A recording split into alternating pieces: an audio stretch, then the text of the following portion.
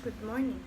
For today's video, we will be discussing Lesson 4, Employee Involvement.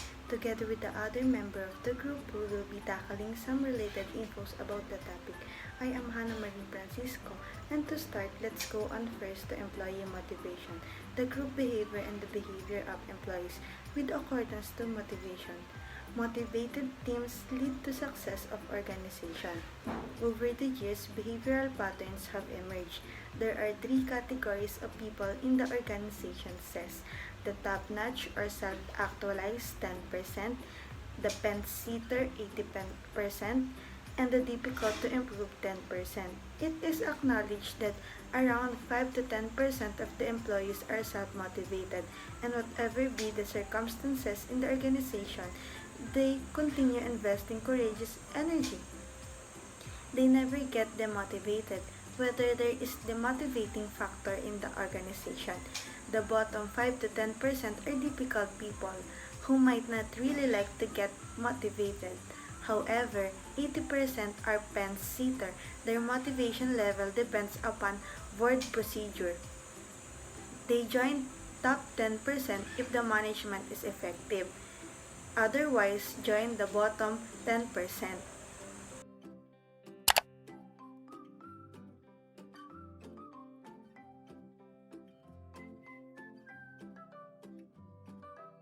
Hi everyone, I'm Jessa Hippolito and let's talk about motivation theory of individuals employee. So, motivation theory of individuals employee has two theory, Theory X and Theory Y. But first, let's talk about Theory X by Sigmund Freud. Theory X states that people are generally lazy. Since people are lazy, they are trying at all costs to avoid work. Sigmund Freud, the creator of this theory, believes that the only way to get people to do work was to threaten them with punishment if they didn't do their work.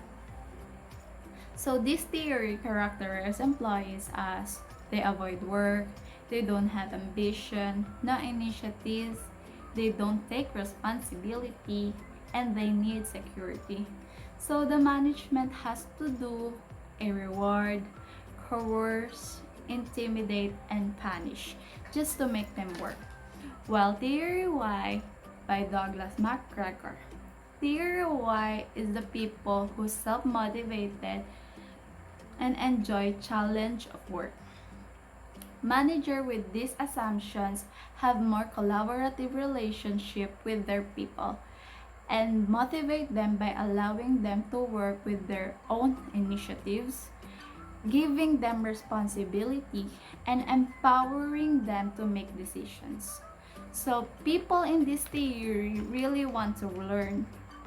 They work in a natural activity, they have self-discipline, and they develop themselves. So you see that these employees do not get motivated as much by any reward, but seek freedom to do difficult and challenging jobs. Thank you.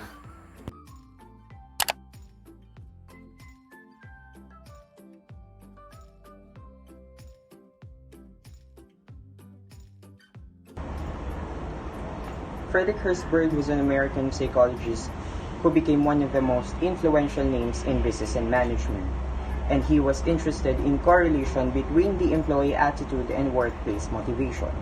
And he's most famous for introducing his motivator hygiene theory. According to this theory, people are influenced by two sets of factors, and these factors are motivators and the hygiene factors.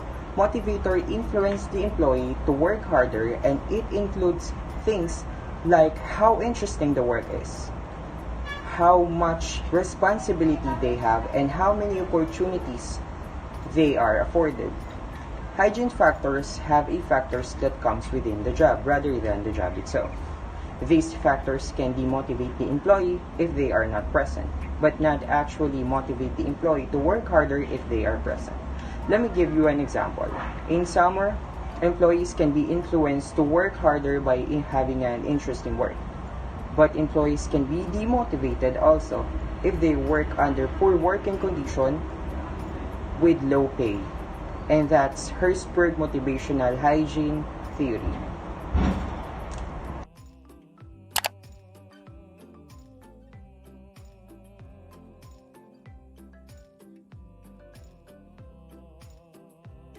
Hi everyone, I am Shaira Miguel Ocampo from Group 6 and I am here to discuss the following topic in employee involvement, which is teamwork and management role in enabling teamwork. So let's start with teamwork. The question here is why teams?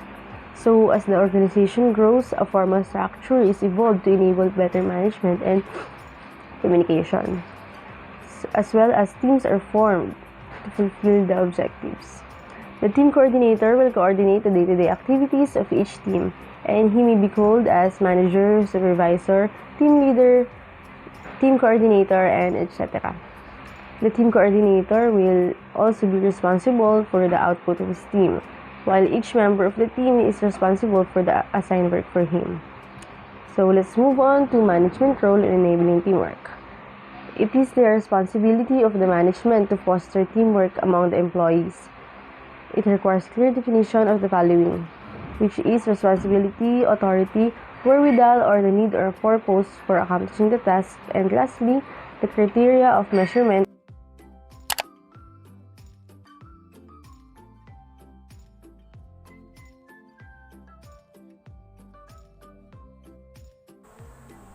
Have you ever wondered how everyone in your team can achieve a win-win situation? Well, the answer to that is very clear. You can achieve it by working together or by practicing the teamwork. A win-win situation is a mutually acceptable outcome that gives both parties what they want as much as possible. In organization, it is important that every employee respects the view of other people despite the individual differences. Criticization is an important factor to success, but one must remember that when you criticize the practice and not the person. It is also important that everyone in your team remember that by working together, you can achieve far more greater things than working alone. Teamwork has its own benefits as well as disadvantages. Do reward disrupts the teamwork? No. The rewards encourage everyone in the team to work in their best capacity. In a team, even though everyone contributed, there are still certain individuals who will shine. Even so, the top management should appreciate it and awarded the whole team. But also, be sure to recognize those people who are a star performers.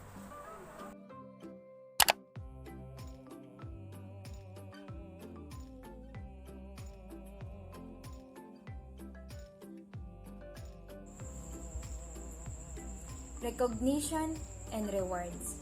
It is important for the organization to recognize and rewards the employees' performance, that is the real achievers, because it can boost their confidence at work. And here's the attributes for the selection of the best performing employees. Employees' commitment, creativity, flexibility, adaptability, determination, and responsibility.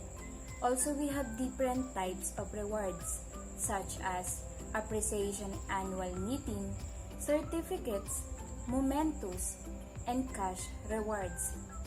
Employees will be motivated regardless of the type of reward, and the organization should be consistent in giving the awards.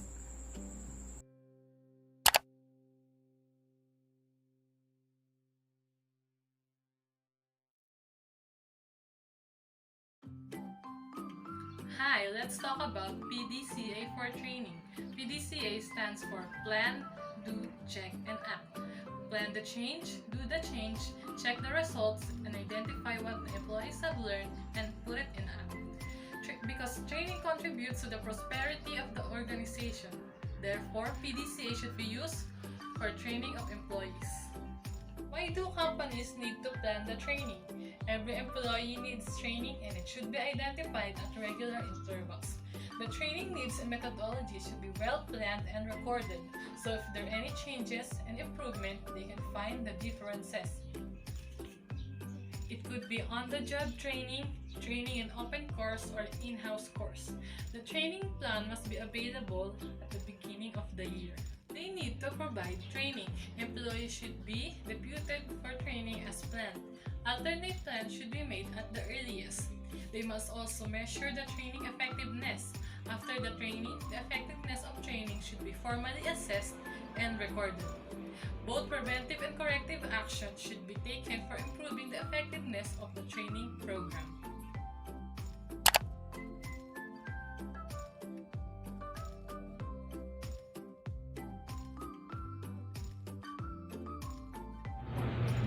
In every organization, communication is a three-way process for each employee.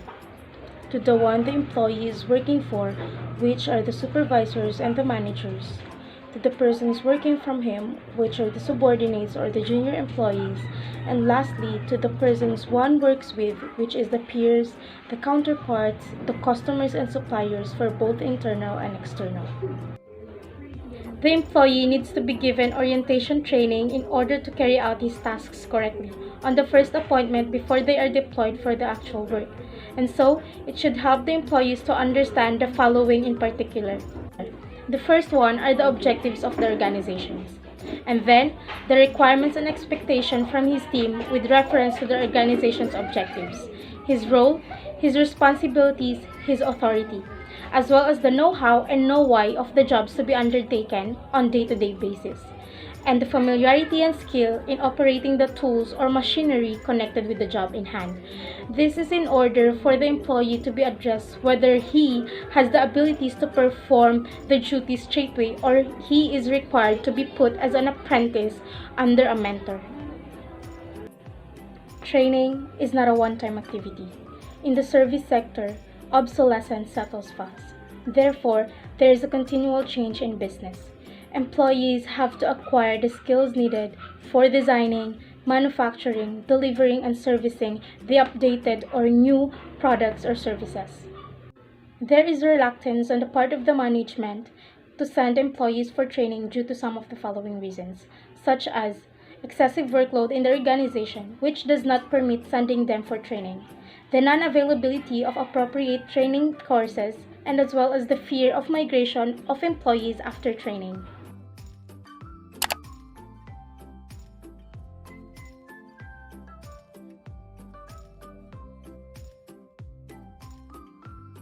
Performance appraisal.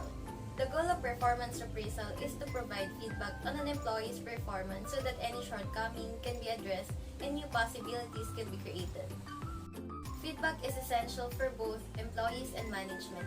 Constructive feedback is essential for employees' continued development. Feedback explains expectations, assists people in learning from their mistakes, and boosts their self-esteem. The most valuable things managers can provide their employees is constructive criticism. To provide it, managers should act immediately, pick the right time and place to provide feedback, be specific and use examples, avoid negative language, and use positive language. Managers should seek feedback because feedback keeps everyone on track, help your team avoid major mistakes, form better relationships. Feedback motivates people, help to create a friendly work environment, and produce some business-related and direct benefits. This makes people on the team more engaged in the work process. You might notice show more involvement and loyalty once giving feedback becomes your regular practice.